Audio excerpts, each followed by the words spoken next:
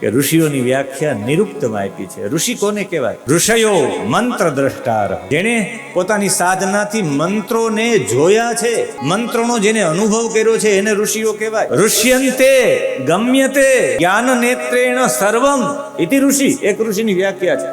ઋષતિ ગચ્છતિ જ્ઞાન નેત્રેણ સર્વમ પશ્યતિ ઇતિ ઋષિ, જે પોતાના જ્ઞાનની આંખો દ્વારા સર્વનું દર્શન કરી શકે, ભવ લોકનું દૂરનું જોઈ શકે, એને ઋષિ કહેવાય. કાલે કોડીનાર હતો. કાલે બસ આવા સમયે મારું વક્તવ્ય કોડીનારમાં ચાલતું હતું ને કોડીનારમાં ચાલતું હતું ત્યારે એક ભાઈ આવ્યા મારી પાસે. મને કે ફોટો પડાવવો છે. એટલે મેં કીધું ભલે ફોટો પાડી લો. એ મારા પગમાં બેસી ગયા કે મારે આમ ફોટો પડાવવો છે. મેં એનો હાથ પકડ્યો. મેં કીધું મારા સોગન જેવું ઉભા થઈ જાવ. ના ના મારે આમ પડાવ. મેં કીધું ના મારે તમારે એમ પડાવો પણ મારે આમ નથી પડાવવો. તો એક અમારા પિનલભાઈ હતા ને પૂછ્યું, મહાદેવભાઈ તમે એટલો બધો કેમ દુરાગ્રહ કર્યો કે એને ફોટો એની ભાવના હોય તો પાડવા દો નહીં. મેં કીધું આજે ફોટો પડે પણ 50 વર્ષ પછી કોઈ જોઈ તો એમ કે બ્રાહ્મણોએ બધાને પગમાં બેસાડીને રાખ્યા હતા.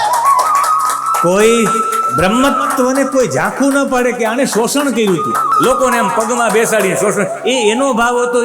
એને ખબર છે ને મને ખબર છે, પણ 50 વર્ષ પછી કોઈ ફોટો જોઈ તો એને એવું લાગે કે આને તો શોષણ કર્યું છે સમાજનું. ઋષિ એને કહેવાય કે 50 વર્ષ પહેલાનું આગળનું જોઈ એને ઋષિ કહેવાય.